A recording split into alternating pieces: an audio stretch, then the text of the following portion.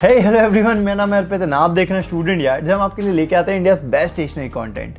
And guys, आज हम आपके लिए लेके आ गए हैं एक हाईली रिक्वेस्टेड वीडियो जो कि है अबाउट हैंडराइटिंग इंप्रूवमेंट। तो गाइस, ये वीडियो एक कंप्लीट पैकेज है। आपको हर टाइप से हैंडराइटिंग इंप्रूव करने के लिए जो भी टिप्स चाहिए वो सारी आज हम इस वीडियो में आपको देने वाले हैं।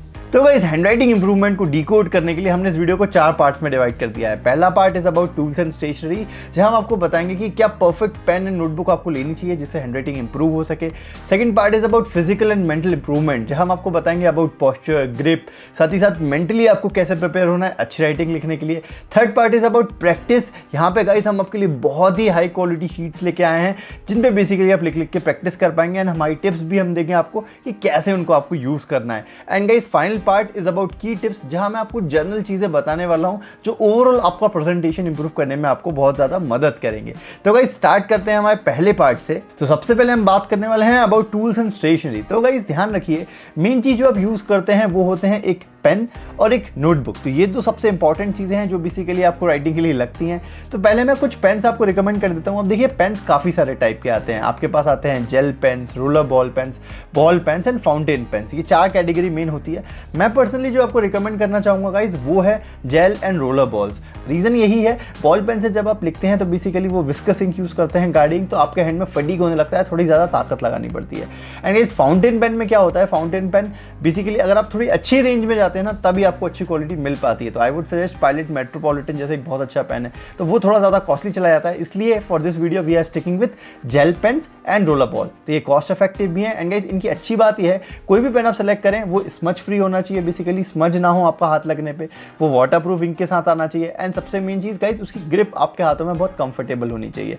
यहाँ पे आप देख सकते हैं हमारे पास काफी सारे यहाँ पे पेन्स है। आप हमारा बेस्ट पेन्स और एग्जाम दे सकते हैं, वहां पे हमने सारे gel and roller ball pen आपको ऑलरेडी सजेस्ट कर रखे हैं। अगली चीज आती है गाइस नोटबुक्स। तो नोटबुक्स में बेसिकली आपके पास बहुत सारी वैरायटी अवेलेबल है, बट मैं कुछ जनरल पॉइंट्स बता देता हूँ आपको। मैं रिकमेंड करूंगा गाइस आप स्पाइरल नोटबुक्स यूज करें, क्योंकि क्या होता है जब नॉर्मल नोटबुक आप भरती जाती है तो बेसिकली बीच में आपको बहुत ज्यादा ताकत लगानी पड़ती है उस पर लिखने के लिए एंड सही से पेज यूज नहीं हो पाता। स्पाइरल में you can use the entire page. आप किस पेज पे हो ये डिपेंड नहीं करता है ना। तो स्पाइरल के साथ आप जाएं। एंड साथ ही साथ मैं रिकमेंड करूंगा मिनिमम 57 to 60 जीएसएम का पेज तो होना चाहिए। जीएसएम मतलब बेसिकली पेपर क्वालिटी को इंडिकेट करता है। हमने नोटबुक्स पे एक वीडियो बन रखा है, वो चेकआउट कर सकते हैं। तो पेपर थोड़ी सी अच्छी क्वालिटी का होना चाहिए। आपने देखा भी होगा जब आप स्कूल की नई नोटबुक लेके आते हैं तो कितना मन करता हम कितना अच्छे से लिखते हैं। तो बेसिकली अच्छी क्वालिटी का नोटबुक डेफिनेटली एक इंपैक्ट डालेगा गाइज आपकी हैंड राइटिंग पे। तो अब बढ़ते हैं गाइज हमारे सेकंड फैक्टर की तरफ, जो कि है फिजिकल एंड मेंटल इंप्रूवमेंट। अब इसमें क्या करना है गाइज, सबसे मेन चीज है फिजिकल इंप्रूवमेंट में अगर हम बात करें तो वो है आपका पॉस्चर।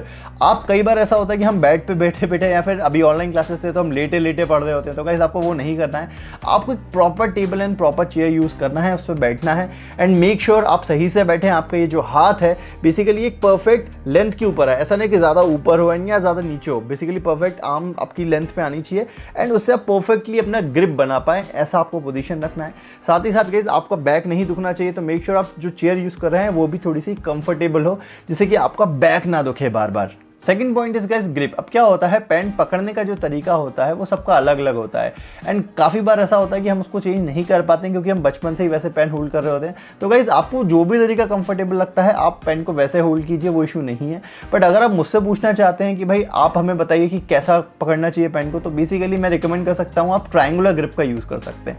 ट्रायंगुलर ग्रिप में फ़ायदा क्या होता है, आप कंफर्टेबली पेन को पकड़ पाते हैं, उससे लिख पाते हैं। अनटिल अनलेस गाइस आपकी ऑलरेडी एक ग्रिप है, आपको वैसी आदत है, तो आप उसी के साथ जाएं, उसको चेंज करने की नीड नहीं है guys. And guys, third point his sweaty hands. काफी लोगों को ऐसा होता है लिखते टाइम बहुत पसीना आता है, तो गाइस मैं रिकमेंड करूंगा आपको कि एक इस टाइप का ग्लव आता है, या तो आप नॉर्मल टिश्यू भी यूज कर सकते हैं या फिर गाइस आप एक इस टाइप का ग्लव ले लीजिए। इसको आप अपने 2 फिंगर्स में लगा सकते हैं एंड जब आप इससे लिखेंगे तो बेसिकली आपका जो पेज है वो वेट नहीं होगा एंड आपका पेन भी स्मज होने से काफी ज्यादा बच जाएगा।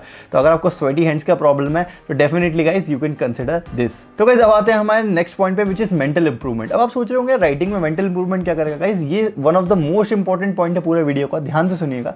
क्या होता है गाइस, आप कितना भी अच्छा पेन ले लें, नोटबुक ले लें या कैसी भी कंडीशन में बैठ जाएं, जब तक आप मन में डिटरमाइंड नहीं होंगे कि आपको अच्छी राइटिंग लिखनी है तब तक राइटिंग अच्छी नहीं आ सकती।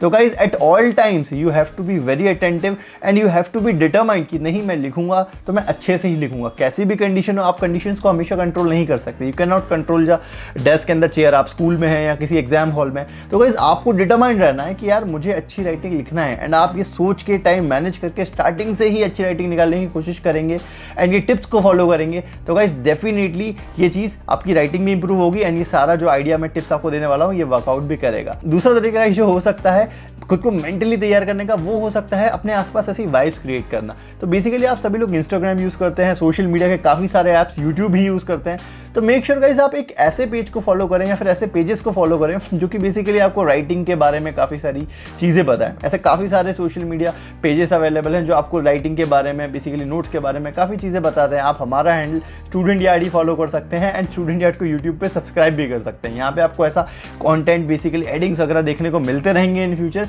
जिससे बेसिकली आपको एक मोटिवेशन मिलता रहेगा। तो गाइज मेक श्योर आप अपने आसपास ऐसी वाइब क्रिएट करें जिसमें आपको बेसिकली ऐसा कंटेंट देखने को कंटिन्यूसली मिलता रहे। उससे क्या होगा, आप मेंटली मोटिवेटेड हो जाएंगे एंड आपका भी मन करेगा आप वैसी राइटिंग निकाल पाएं एंड जितना ज़्यादा आप मेंटली प्रिपेयर होंगे उतना ज़्यादा रिजल्ट गाइज आपको जल्दी देखने को मिलेगा। तो अब बढ़ते हैं गाइज हमारे third and one of the most important tips पे, जो कि है प्रैक्टिस। अब देखिए गाइज, हमने आपके प्रैक्टिस के लिए क्या किया है, कुछ ऐसी वर्कशीट्स हम आपके लिए लेके आए हैं एंड गाइज यहाँ पे आपको basically lower case letters, upper case letters and guys description में बेसिकली जो पैराग्राफ राइटिंग है वो सब हमने प्रोवाइड कर दी है। तो आप क्या कर सकते हैं गाइज, बेसिकली एक एक करके आपको इनको यूज़ करना है एंड यहाँ पे बेसिकली आप ये जो डॉटेड लाइन देख रहे हैं, जैसे फॉर एग्जांपल ए है, यहाँ पे डॉटेड ए बना है, तो आपको बेसिकली अपने पेन से कंटिन्यूसली इस पर बनाना है। इससे क्या होगा, आपके जो मोटर स्किल्स हैं, आपका हैंड आई कोऑर्डिनेशन है, ये स्ट्रांग होता जाएगा एंड आपको दिमाग को पता लग जाएगा कि आप ए को एक्चुअली बनाना कैसे, उसकी कितनी लेंथ होनी चाहिए, कितनी विड्थ होनी चाहिए। तो ये जो लेंथ विड्थ है इस पर आपको काम करने की बहुत ज़्यादा ज़रूरत है एंड ऐसी प्रैक्टिस शीट्स का आप यूज़ करें। आप क्या कर सकते हैं, इनका प्रिंट आउट निकलवा सकते हैं एंड इस इनका जेरोक्स भी करवा सकते हैं, इनको प्रैक्टिस कर सकते हैं। या फिर आप एक कर्सिव राइटिंग की बुक ले लीजिए, उसमें कंटिन्यूसली इसको एक हैबिट बना लीजिए 2 या 3 पेज लिखने की एंड जब आप लिखें तो बस भरिए मत, उसको पूरे डेडिकेशन से देख के अपने बेसिकली हैंड आई कोऑर्डिनेशन को काफ़ी स्ट्रॉन्ग कीजिए, बहुत ध्यान से उसको देख के भरिए, तो ऑटोमेटिक गाइज आपकी मोटर स्किल्स इंप्रूव हो जाएंगे एंड आपको लेटर वैसा ही बनाना आ जाएगा गाइज। देन आप यहाँ पे जो पैराग्राफ है, जब आप ये इंप्रूव हो जाएं तो पैराग्राफ राइटिंग भी इस टाइप से कर सकते हैं। तो आपकी गाइज जो कर्सिव राइटिंग है वो बहुत ज़्यादा इंप्रूव हो जाएगी। तो आपको बस यहाँ पे जो ऐसे शीट्स हैं इनको भरते जाना है एंड काफ़ी सारी शीट्स आपको और भी मिल जाएंगी एंड उससे प्रैक्टिस को बरकरार रखना है। जो लेफ्ट हैंडेड यूजर्स हैं उनको मैं एक टिप देना चाहूँगा, क्योंकि आप लेफ्ट हैंड से लिखते हैं तो काफ़ी बार पेन स्मज हो जाता है। तो गाइज मेक श्योर आप एक ऐसा पेन लें जो कि स्मज फ्री हो। मैं इस पर एक डेडिकेटेड वीडियो बना दूंगा जिसमें मैं सारे स्मज फ्री पेन्स आपको बता दूंगा। अभी मेरे दिमाग में जो आ रहा है वो है बेसिकली एक पेपर क्राफ्ट की तरफ से आने वाला मोजार्ट है, रोलर बॉल पेन है एंड वो बिल्कुल स्मज नहीं होता, उसका एमआरपी थोड़ा सा ज़्यादा है। और भी काफ़ी जैसे पेंटल का एनर्जेल है, उसमें क्विक ड्राई इंक आती है ना, ऐसे काफ़ी सारे पेन हैं जो आप ले सकते हैं। बट मेक श्योर अगर आप लेफ्टी हैं तो बेसिकली एक क्विक ड्राइंग पेन जरूर लें। एंड अब आ जाता है हमारे लास्ट 4th पॉइंट पे, जो कि है कुछ की टिप्स। अब इसको ध्यान से सुनिएगा गाइस, समझिए, जब भी मैं बात करता हूँ, जब भी कोई टीचर बोलता है कि आपकी हैंडराइटिंग अच्छी नहीं है, तो basically the teacher is talking about the entire presentation of the sheet. क्या होता है गाइस, जब हम लिखते हैं किसी भी पेपर पे तो बेसिकली कोई भी देखने वाला पेपर का ओवरऑल लुक एंड फील देखता है ना। तो मेक श्योर गाइस, राइटिंग अच्छी होने से कुछ नहीं होता, काफ़ी सारे और भी फैक्टर्स हैं जिनको आपको इंप्रूव करना पड़ेगा। हमने एक वीडियो बनाया था how to write in exam वाला, उसको भी आप देख सकते हैं, उसमें हमने टिप्स दिए थे, बट मैं आज आपको फिर से बता देता हूँ। तो देखिए गाइस, कुछ बेसिक टिप है जिनका अगर आप यूज़ करें तो बहुत अच्छा हो सकता है। जब भी आप लिख रहे हो तो मेक श्योर गाइस आपका जो पूरा की पूरा टेक्स्ट है वो वेल अलाइंड हो। अलाइंड का मतलब क्या होता है, आप बिल्कुल एक के नीचे एक लिख लिए, ऐसा नहीं कि पैराग्राफ यहाँ से स्टार्ट हुआ, दूसरा आगे से स्टार्ट हो गया, तीसरा पीछे से हो गया।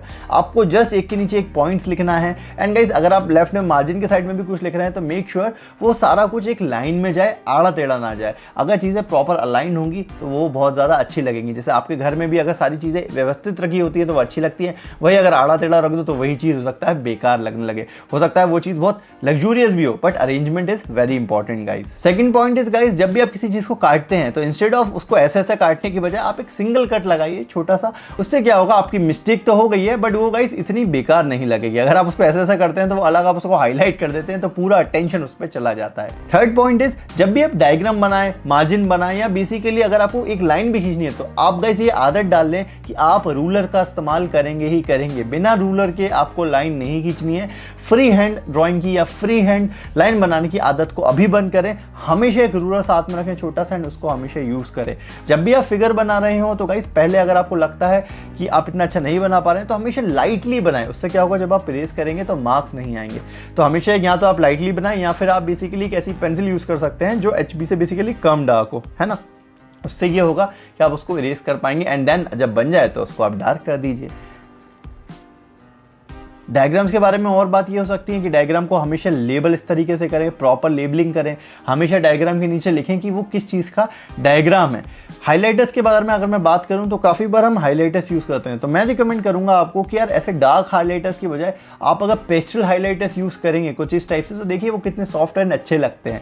तो ओवरऑल ये भी आपकी कॉपी का जो ओवरऑल लुक एंड फील है उसको इंप्रूव करने में गाइस बहुत मदद करेगा। तो गाइस ये थे कुछ टिप्स जिसमें हमने आपको बताया कि कैसे आप अपनी राइटिंग इंप्रूव कर सकते हैं। तो अगर आपको ये टिप पसंद आए हो तो बेसिकली अपने फ्रेंड्स के साथ इस चैनल को शेयर कीजिए एंड उनकी भी गाइस राइटिंग इंप्रूव करने की प्रोसेस को ईजी बनाइए एंड उनकी भी आप हेल्प कीजिए।